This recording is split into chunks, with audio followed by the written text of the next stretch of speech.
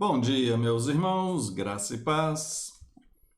Entramos agora no livro, na Epístola aos Hebreus. Nós não temos certeza sobre quem escreveu, qual é o autor da carta, da Epístola aos Hebreus. Alguns tentam dizer que é o apóstolo Paulo, mas não se tem evidências para definir isso. Pois bem, diz assim, inicia aqui: havendo Deus outrora falado muitas vezes e de muitas maneiras aos pais pelos profetas, nestes últimos dias nos falou pelo Filho, a quem constituiu o herdeiro de todas as coisas, pelo qual também fez o universo. Ele é o resplendor da glória, a expressão exata do seu ser. Muito legal mesmo, falando aqui a respeito de Deus, a respeito de Jesus, como esse Deus vivo.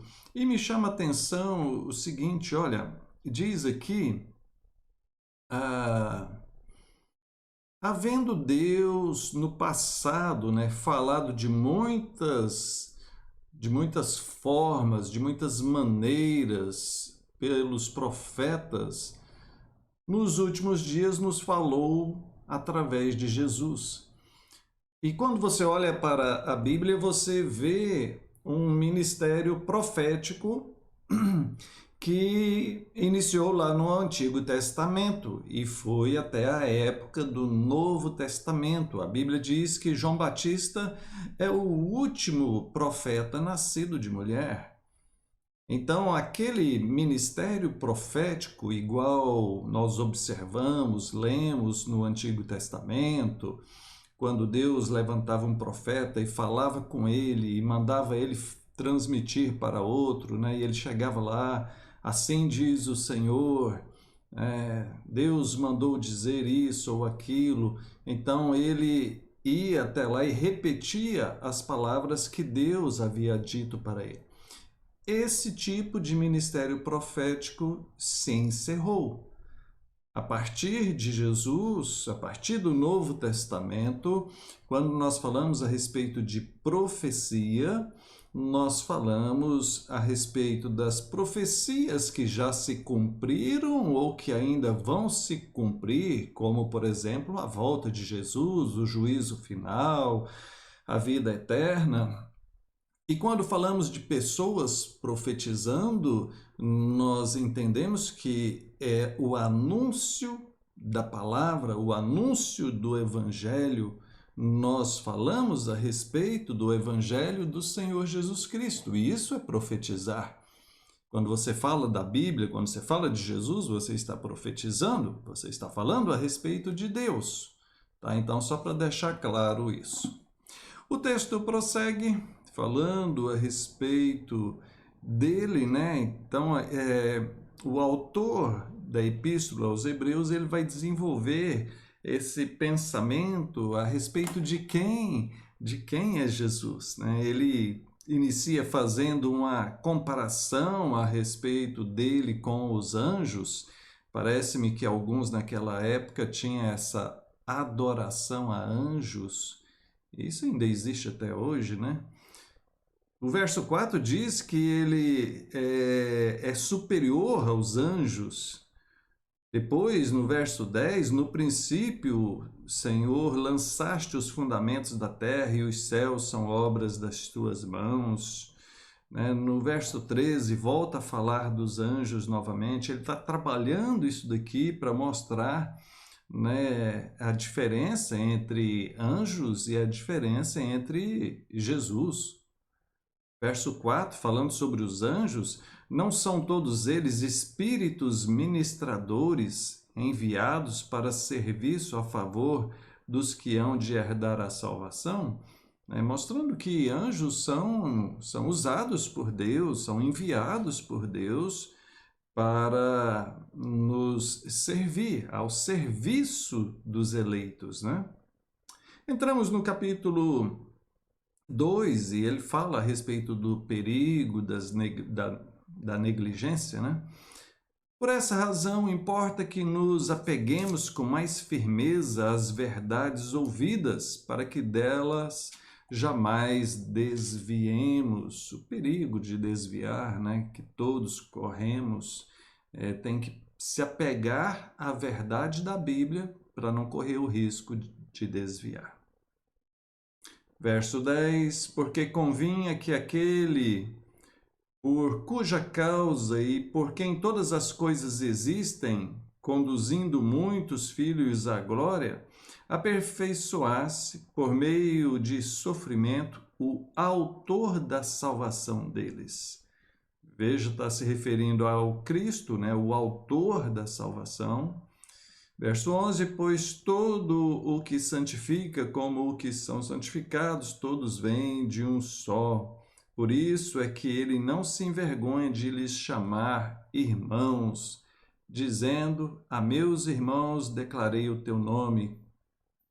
Então, veja, Cristo é quem nos abençoou, nos salvou, nos libertou, e ele então nos chama como irmãos, ou seja, nós somos co-herdeiros.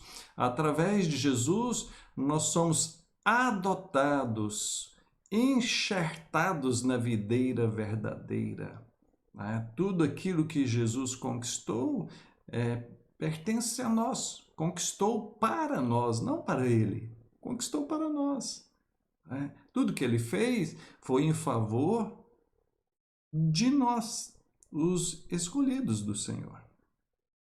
Verso 14, visto, pois, que os filhos têm participação comum na carne e no sangue, também ele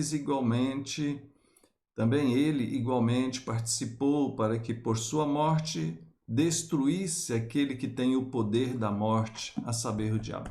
Ele vai trabalhar ao longo do livro, em boa parte do livro de Hebreus, e está iniciando aqui, né, no capítulo 2, essa argumentação. É muito profundo Hebreus, gente. É muito profundo, tá? Você precisa dedicar tempo para entender direitinho, mas ele vai mostrar como que Deus utiliza dessa questão do sacrifício para a remissão dos pecados, para a justificação, ou seja, para a salvação. E ele vai pegar como era no Antigo Testamento, com o sistema sacrificial do Antigo Testamento, com os holocaustos e tal, mostrar como que isso apontava para Cristo, como que ele, Cristo, Jesus, é esse cordeiro, é esse sacerdote, como que isso tudo, né, vem trazer essa salvação, essa remissão dos pecados. Aqui, ele iniciou aqui a partir do verso 14, né? Se você observar, ele está mostrando aqui que Jesus se colocou na condição humana, se identificou como um de nós, para poder ir para aquela cruz, né, como alguém que é um sacrifício vivo, um representante legal, né, que está ali como homem, né, Jesus como homem, sendo crucificado, um cordeiro santo, um cordeiro perfeito, um sacrifício perfeito. Tá? Então, verso 17, por isso mesmo convinha que em todas as coisas se tornasse semelhante aos irmãos. Olha, ele se tornou semelhante a nós, para ser misericordioso e fiel, sumo sacerdote nas coisas referentes a Deus e para fazer propiciação pelos pecados do povo, pois naquilo que ele mesmo sofreu, tendo sido tentado, é poderoso para socorrer os que são tentados. A identificação de Jesus com as nossas lutas também. Nós vamos parar por aqui, depois continuamos Continuaremos a partir do capítulo 3. Vamos orar? Deus bendito, obrigado por tua palavra. Nos dê sabedoria, entendimento para entender a profundidade da grande obra redentora de Jesus Cristo, nosso Senhor e Salvador. Em nome dele que oramos. Amém. Abraço e até mais.